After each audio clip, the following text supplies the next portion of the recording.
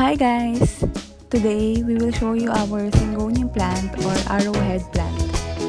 This semi-tropical plant is commonly known as the arrowhead or butterfly plant.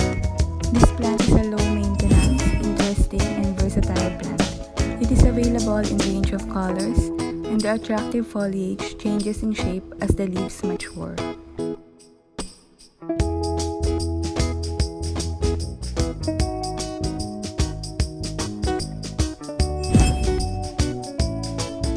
Arrowhead vines are easy to grow and do well growing indoors in a low to medium light as a trailing, climbing, or hanging vine.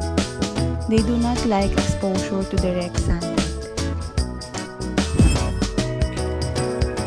The soil mix should be kept lightly moist during spring and summer and slightly drier during the fall and winter months. Don't let it become completely dry.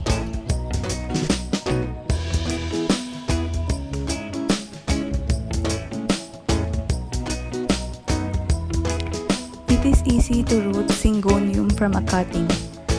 Cut sections of stem containing root nodes. You may put them first in clean water to grow roots or directly put on the soil. The plant spreads rapidly in the soil, so it is a simple matter to divide one plant into two or more whenever you repot.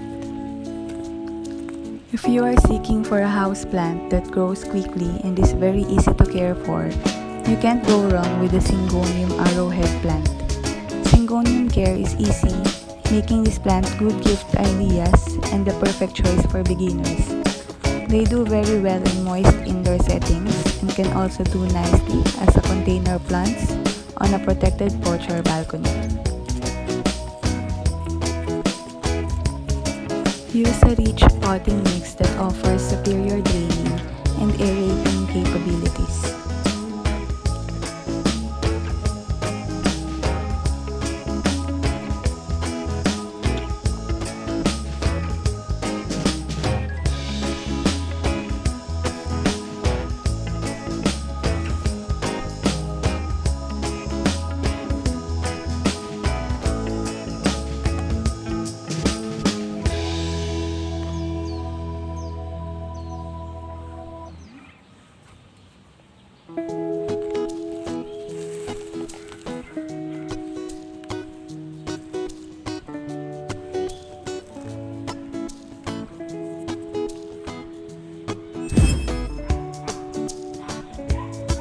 These plants have no pests or disease problems when cared for properly.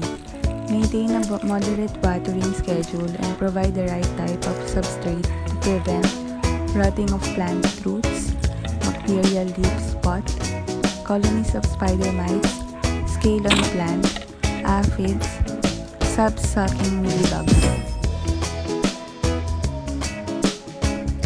Don't forget to like, share, and subscribe. Turn on the notification bell to be updated for more videos. Happy planting!